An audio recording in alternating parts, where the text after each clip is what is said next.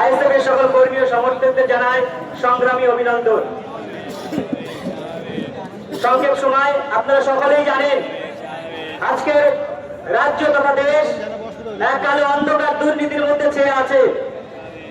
একদিকে যেমন চুরি দুর্নীতি করতে রাজ্য সহ কেন্দ্র দুই সরকার নিজেদের মধ্যে একটা সেটিং রাজনীতি করছে, সেই জায়গায় দাঁড়িয়ে আমাদের দলের চেয়ারম্যান বাংলার প্রতিটি ক্ষেত্রে প্রতিটি বিধানসভায় মালদা মুর্শিদাবাদ থেকে শুরু করে সমস্ত জায়গায় তিনি পিছিয়ে পড়া গরিব অসহায় মানুষের কণ্ঠ হয়ে কথা বলছেন।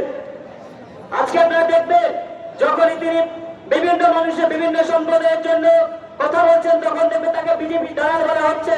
এদিকে শুভেন্দু অধিকারী, অসীম সরকার, অর্জুন সিংরা যখন বিভিন্ন সময় সাম্প্রদায়িক কথা বলে মানুষের মধ্যে ভেদাভেদ সাম্প্রদায়িক উস্কানিমূলক বক্তব্য দিয়ে সমাজের মধ্যে একটা বিভেদ সৃষ্টি করার চেষ্টা করছে, সেই জায়গায় নওশাদ সিদ্দিকী মহাশয় যখন সম্প্রীতির কথা বলে বাংলার সমস্ত মানুষকে একটা ছায়াতলে আনার জন্য আজকে যে বাম আইএসএফ এবং সমস্ত বিজেপি তৃণমূল বিরোধী একটা মঞ্চ তৈরি করেছে, সেটাকে ভাঙার জন্য বিভিন্ন ভাবে চক্রান্ত করে মানুষের মধ্যে টাকার প্রলোভন দিয়ে বিভিন্ন রকম ভাতা বিভিন্ন রকম ভুল বুঝিয়ে মানুষকে বোকা বানানোর চেষ্টা করছে।